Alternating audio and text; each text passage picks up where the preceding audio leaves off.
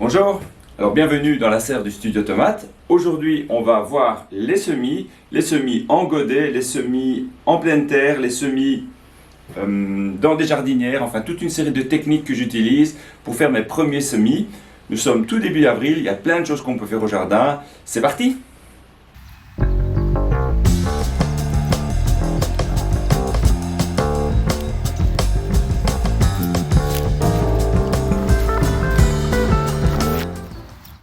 Aujourd'hui, je vais vous montrer comment on peut réaliser des semis de tomates extrêmement facilement et même avec de la récup, puisque ici je vais utiliser des boîtes de lait simplement.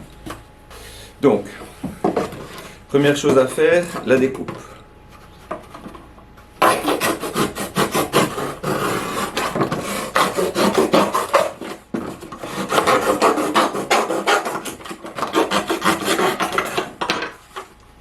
Voilà. Alors ensuite, pour que la boîte tienne bien, je vais agrafer les, on va les appeler les oreilles.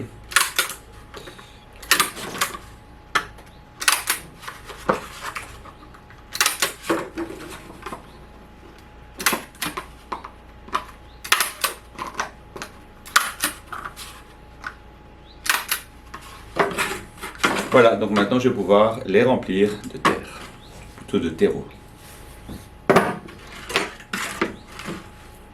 Voilà, donc là je vais utiliser un bac dans lequel je vais mettre mon terreau. Voilà, donc je prends un terreau de semis. Voilà, terreau de semis, très fin. Je préfère choisir des terreaux de semis simplement parce qu'ils sont montés en température et donc ils sont d'une certaine manière désinfectés, et c'est un avantage parce que pour éviter de rater ces semis, un souci qu'on croise assez souvent, c'est la fonte des semis. Donc vous avez le plantule qui germe, qui pousse doucement et puis qui tout d'un coup s'étiole et puis il s'écroule un peu comme si la tige avait été coupée à la base. Et en fait c'est ce qu'on appelle la fonte des semis. C'est causé par un champignon qui est présent dans les terreaux ou dans les terres qui n'ont pas été stérilisées, qui ne sont pas montées en température lors du compostage, pas suffisamment en tout cas. Et quand on les met sur les appuis de fenêtre, donc ce terreau avec des semis à l'intérieur, eh bien il fait un peu chaud, et donc si on maintient le substrat un peu trop humide, un peu trop longtemps, eh bien ce champignon se développe et provoque donc la destruction des plantules. Donc un terreau de semis, on n'en utilise pas tant que ça vaut la peine d'investir un petit peu là-dedans. Sinon on peut faire évidemment son propre terreau de semis, mais j'ai envie de dire pour les petites graines fragiles, 1 ou 2 sacs de terreau de semis sur l'année, c'est pas mal. Donc je remplis mon bac,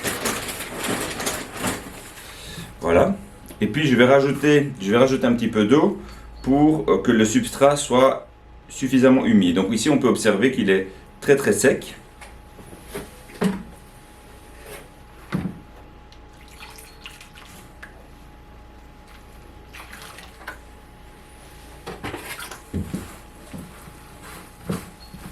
Voilà, je mélange bien.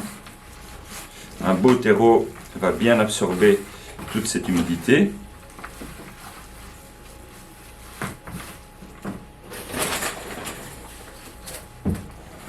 Voilà, alors comment savoir si le terreau n'est pas trop sec ou pas trop humide? Eh bien, une fois que c'est bien mélangé, je vais simplement presser doucement. Voilà, alors j'ai un peu d'eau qui coule, mais pas trop. Si j'en avais trop, eh bien ça veut dire qu'il est trop humide, je rajoute un peu de terreau. S'il n'y a pas du tout d'eau qui coule, ça veut dire qu'il est trop sec, et je rajoute un peu d'eau.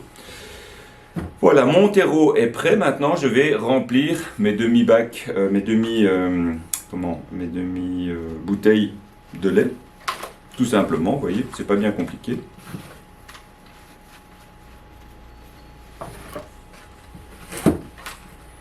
Alors évidemment ici j'utilise des boîtes, des Tetra Pak de lait, mais on peut utiliser n'importe quel récipient.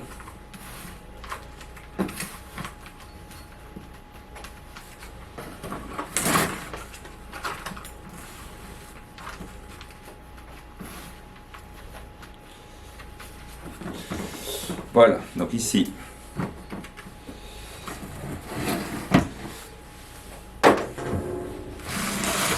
j'ai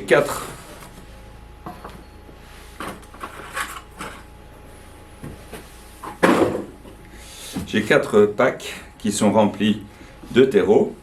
Alors là, j'ai fait un petit bricolage, je vais vous montrer. Où est-ce que je l'ai mis?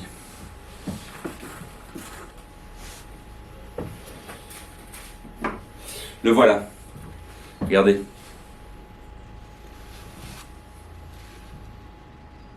Oui, c'est un boulon.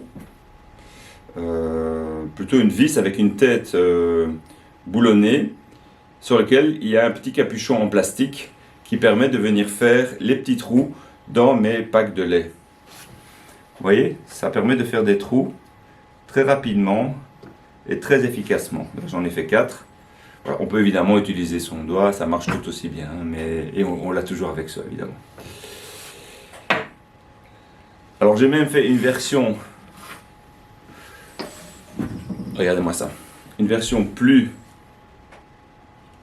professionnelle, non, je sais pas, enfin en tout cas adaptée, qui va me permettre dans ces packs de lait de faire 10 trous à la fois.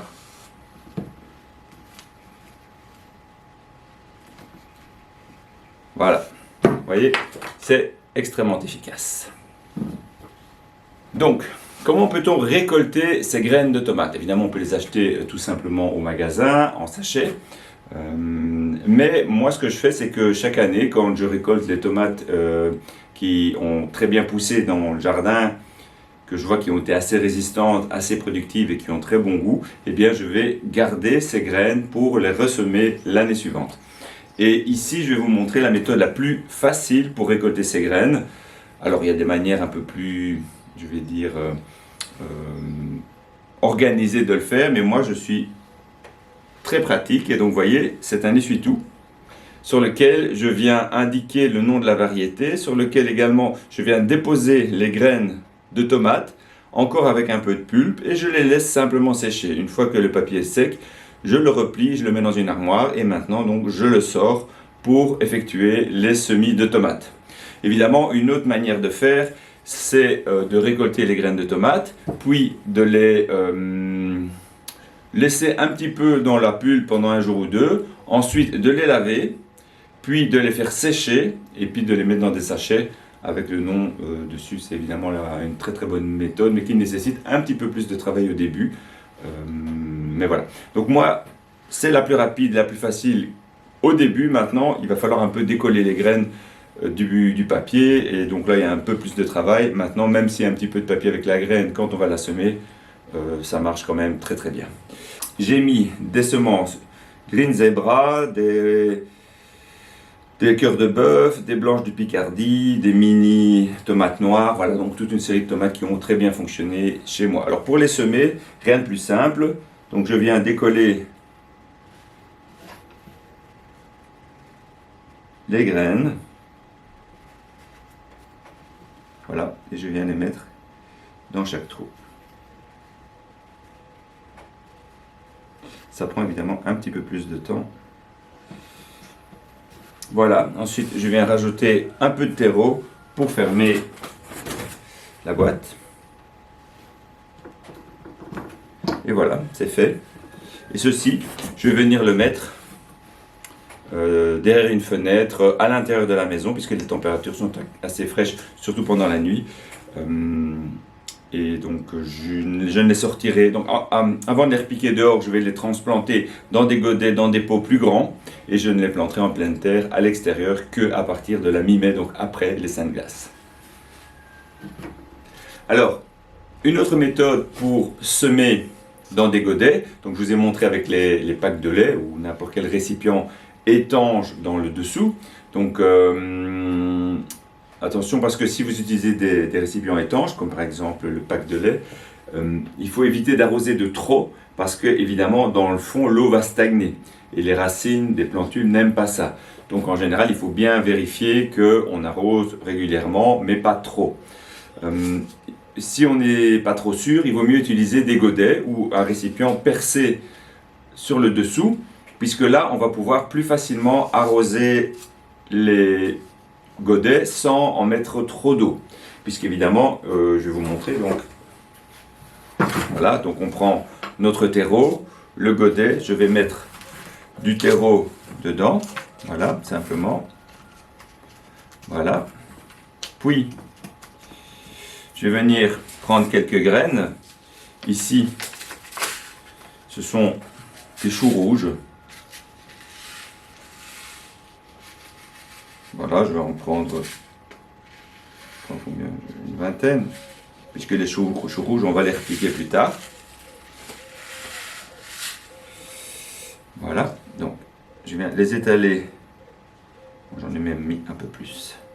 Sur le sachet Périment 2021, donc pour plus de sécurité, j'en ai mis un peu plus. Voilà, je remets un petit peu de terreau au-dessus. Voilà, c'est tout, hein. Alors évidemment, ne pas oublier de mettre l'étiquette avec le nom de la variété. Avec le nom de la variété et la date. C'est très important pour plusieurs raisons. Donc, une des raisons, c'est par exemple, si vous semez aujourd'hui et que dans une dizaine de jours, vous voyez que les graines n'ont toujours pas germé, sachant que c'est du chou, vous devez vous dire que c'est probablement loupé. Et donc vous pouvez recommencer autre chose. Si ça avait été des carottes et que dans 3 semaines les semis n'étaient pas encore sortis, c'est pas complètement anormal. Les carottes mettent beaucoup de temps avant de germer. Donc ça c'est l'intérêt quand même de mettre la date. Et alors la variété complète, hein, mettez pas juste chou rouge, mettez la variété complète. En l'occurrence ici c'est du chou rouge gros, ils ne se sont pas foulés. Donc pour savoir si dans votre jardin ce type de chou se plaît bien, eh bien l'année prochaine vous vous direz peut-être, bah, tiens, celui-là a bien marché, je vais reprendre ce type de chou. Et donc d'où l'intérêt et l'importance de connaître la variété exacte. Donc là je note, hein, donc la date. Et chou rouge. Et la date d'aujourd'hui. Et voilà, c'est tout. Alors pour les choux, ils peuvent rester. Ici, je vais les laisser dans ma serre. Ils ne doivent pas être mis nécessairement à l'intérieur pour que ça germe. Voilà. Alors maintenant, je vais vous montrer comment on peut utiliser une plaque alvéolée. Donc moi, je trouve ça particulièrement pratique puisque vous voyez qu'ici dedans, j'ai 2, 4, 6, 8, 10, 11. J'ai 11 x 7, donc 77 trous alvéolés sur très peu de surface. Et donc je vais pouvoir semer pas mal de légumes de manière individuelle. Donc petit truc, si vous voulez acheter des plaques alvéolées, essayez de trouver une plaque qui est relativement rigide parce qu'il y en a vraiment, je ne vous les conseille pas, elles cassent très très vite. Et puis aussi, c'est pas mal si le trou peut être un peu large parce que pour démouler on aura plus facile. Voilà, donc ça c'est une plaque de semis. Donc je vais ici la remplir avec du terreau, tout simplement, hein, comme ceci.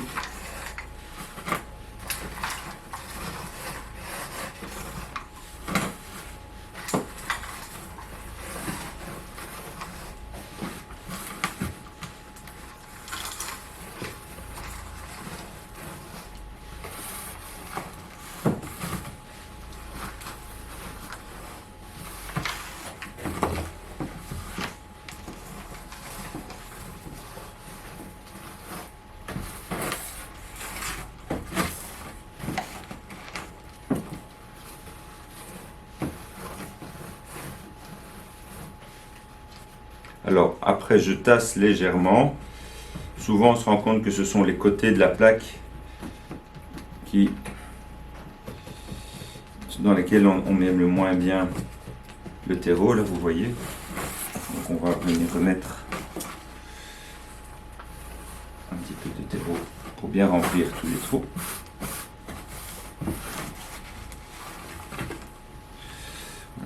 Je pense que ça va être tout juste.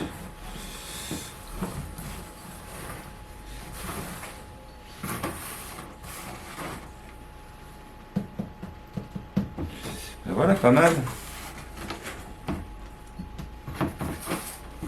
Mais c'est vraiment tout juste. Ah, ici. Voilà.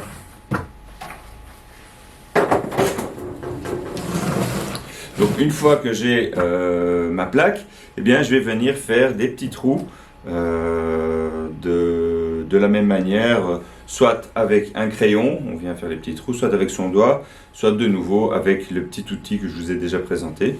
Et donc, vous voyez, on peut de manière assez efficace faire des petits trous. Pas trop profond, souvent on a tendance à faire ça de manière trop profonde. Alors ici je vais mettre des betteraves qu'on viendra repiquer en pleine terre plus tard.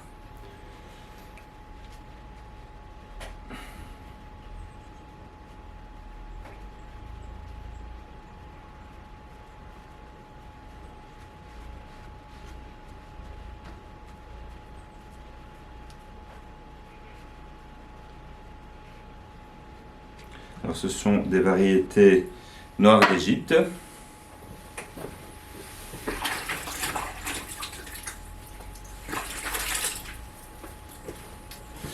Lave un peu les mains pour prendre des graines. Donc voilà, donc bon, c'est Cyclanterre, hein. Je ne fais pas de publicité, mais ils sont pas mal, c'est une coopérative belge, ils sont très sympas. Et on trouve ça sur internet, ils ont pas mal de choix. Voilà, donc je prends les graines et je viens les mettre. Donc j'essaie de m'arranger pour mettre une graine par trou. D'autant plus que les graines de betterave sont munies de plus. Chaque graine a plusieurs graines. Donc vous aurez avec une graine 2 ou 3 plantules qui vont germer. Moi je ne me prends pas la tête, en général je vise un. À la limite s'il y en a deux, je peux les laisser dans le trou et je l'enlèverai après. Ou alors ce que je fais souvent c'est que je vais prendre une pince à épiler oui, pour éventuellement transvaser d'un pot vers l'autre. Après ça va aussi dépendre des dates de péremption de votre sachet. Si vous avez un sachet qui est périmé de l'année par exemple, vous pouvez laisser facilement 2 graines. Voilà, comme ça statistiquement vous avez plus de chances d'avoir des bons résultats. Voilà, donc parfois avec juste la pince à épiler, je viens reprendre 2 ou 3 graines quand j'en ai mis trop. Au final ça va assez vite. Voilà, donc après je vais refermer avec du terreau.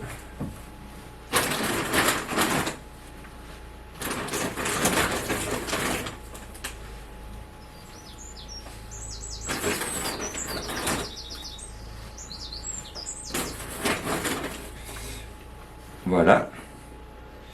Et de la même manière qu'avec les godets, je vais venir déposer ça dans une plaque étanche. Voilà. Et donc je pourrais venir arroser par-dessous, donc pas arroser par-dessus. Voilà, comme ça vous voyez aussi comment on peut faire des semis dans des plaques alvéolées. Voilà, maintenant je vais vous montrer quelques semis qu'on peut réaliser en pleine terre, donc début avril, tout début avril. Alors, l'aérose, alors on est vraiment à la fin. Normalement, on aurait déjà dû le planter, j'ai envie de dire, en février, mars. Donc, mais voilà, si vous en avez encore, c'est pas encore trop tard. Donc, comment fait-on? Bon, d'abord, voilà une tête d'ail. Il faut d'abord qu'on retire les gousses. Voilà. Voilà.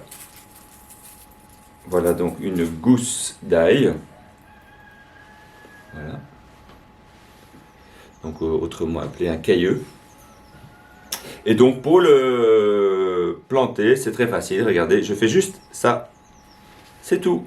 Donc vous voyez, on voit encore la tête de l'ail dépasser. Et c'est important parce que ça va lui permettre de bien grossir, bien se développer. C'est pas la peine de le mettre plus bas. Si vous avez peut-être une terre légèrement argileuse, surtout ne l'enfoncez pas trop. Une terre sablonneuse qui va sécher un peu plus vite, vous pouvez peut-être l'enfoncer un peu plus. Donc ça, c'est très bien. Donc c'est à peu près la même chose pour les oignons. voyez, petits oignonnets qu'on peut planter, qu'on peut mettre en pleine terre en ce moment. Voilà, ben c'est pareil, je vais le mettre comme ceci. Vous voyez, c'est très facile. Donc on peut faire des rangées.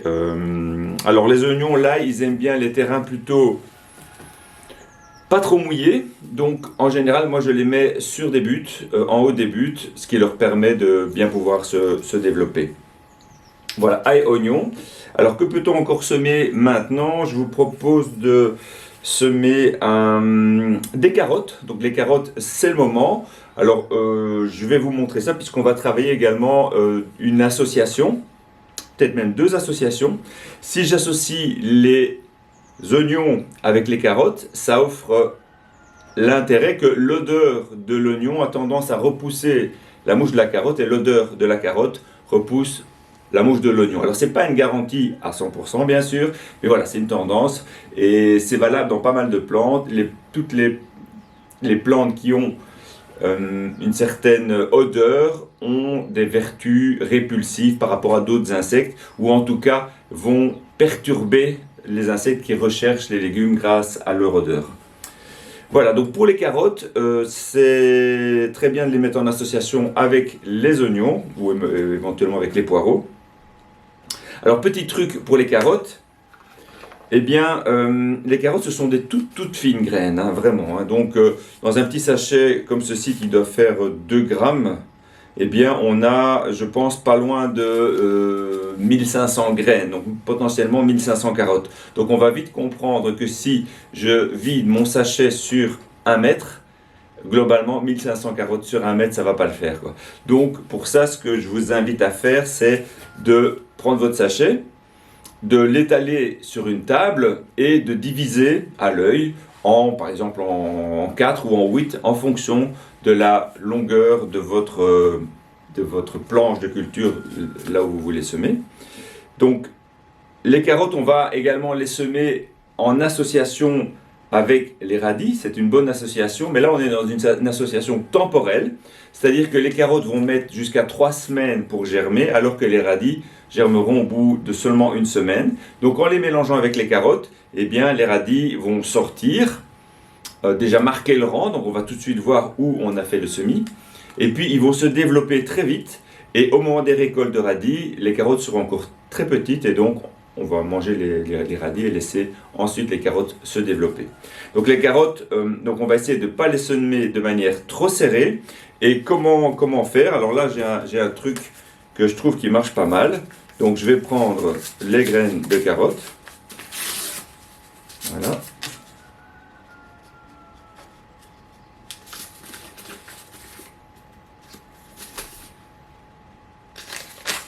Voilà. Et je vais utiliser un semoir.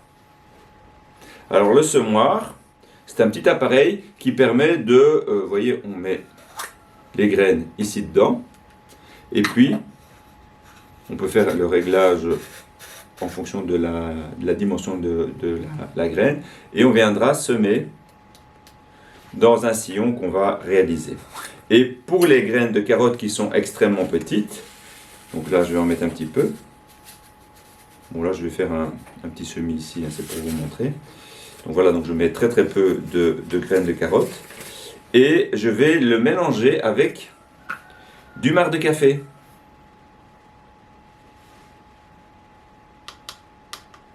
Et en faisant ça, non seulement l'odeur du marc de café va avoir tendance à repousser d'éventuelles fourmis par exemple qui viendraient grignoter les petites graines de carottes.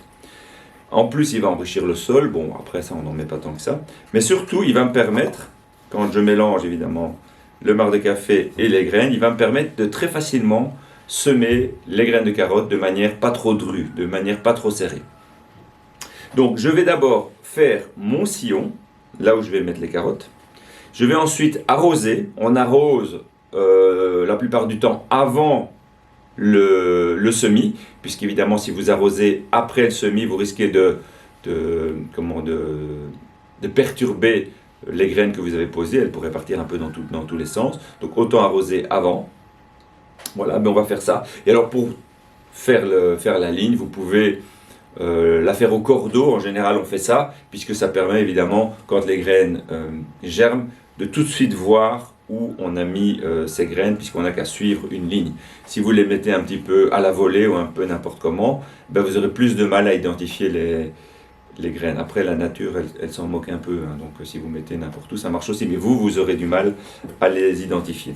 Donc je vais pour ça, pour tracer le sillon, utiliser un transplantoir, hein, donc une petite pelle, hein, pour les... C'est une autre manière de d'appeler cet outil. Donc, vous voyez, regardez, je vais simplement tracer mon petit sillon comme ça. Voilà, c'est assez facile. Voilà. Ensuite, je vais venir, comme je le disais, arroser le sillon, bien mouiller le fond du sillon. Alors, la profondeur du sillon, ça va dépendre de la taille des graines. Plus la graine est grosse, plus vous devez faire un trou, un sillon profond. Pour les fèves ou les pois ou les haricots, on va aller les semer jusqu'à 3-4 cm de profondeur. Mais pour les carottes, ça doit être vraiment semé de manière très peu profonde. 1/2 cm, c'est très bien. Donc voilà, donc là j'ai bien arrosé, l'eau est rentrée. Je vais venir utiliser mon semoir. Voilà, comme ceci. Alors je peux déjà, si je veux, mettre des graines de radis dedans, quelques-unes, ou bien je peux venir mettre les graines de radis après, ben ici on les mettra après. Donc, voilà, vous voyez. Voilà, je fais d'abord toute ma ligne pour bien vérifier que j'en ai mis un petit peu partout, et puis je reviens avec mon semoir, boucher un peu les trous. Voilà. Et quand on regarde de près, on voit bien que les graines de carottes sont étalées de manière plus ou moins régulière, mais en tout cas pas de manière trop serrée. Donc ensuite je vais reboucher le trou, voilà, et je vais venir plomber comme ceci.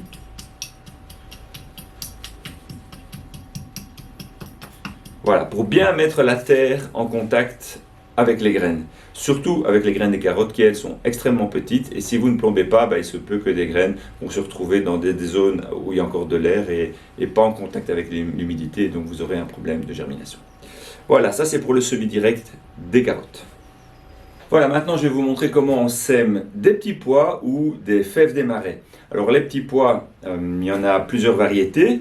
Il y a des petits pois nains, donc ils ne vont pas pousser bien haut, à une cinquantaine de centimètres, pour lesquels on va juste mettre un petit fil ou un tout petit tuteur, pas besoin d'en mettre plus. Et puis il y a les petits pois à rames, qui eux peuvent grimper jusqu'à 1,50 m, voire 2 mètres, et qui vont nécessiter soit des grands tuteurs, ou en général on peut utiliser des branches de noisetier, donc sur lesquelles les pois vont venir s'accrocher, soit carrément un grillage sur lequel ils vont pouvoir venir s'installer.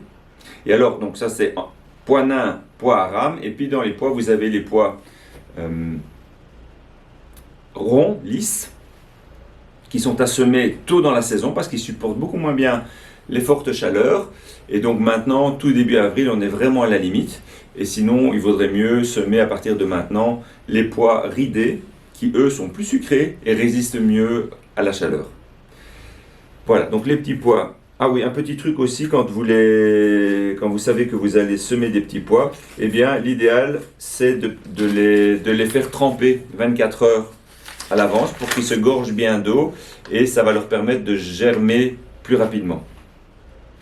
Et souvent, c'est le cas pour beaucoup de graines, c'est important qu'elles soient semées au bon moment pour qu'elles germent rapidement parce que si elles traînent dans une terre humide et froide, elles vont avoir tendance à pourrir. Donc voilà, des petits pois ici, voilà. Donc c'est la même chose finalement que pour les carottes. Donc un petit peu, le trou devra juste être un petit peu plus profond. Voilà. Alors il y a deux manières aussi de semer les pois, ou plutôt les fèves et les haricots, puisque moi les pois je les mets la plupart du temps en ligne. Donc on peut les semer de cette manière-ci, donc en ligne.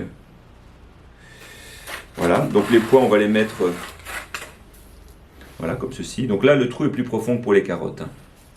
On va laisser 2-3 cm entre chaque graine. Et bon, après, quand elles vont germer, si elles sont trop serrées, on va peut-être éclaircir un petit peu. En général, moi, je ne le fais pas. Donc, vous pouvez aussi arroser le sillon juste avant. Donc ça, c'est une manière de faire. Voilà, donc là, je vais les récupérer, puisque je vais le semer dehors.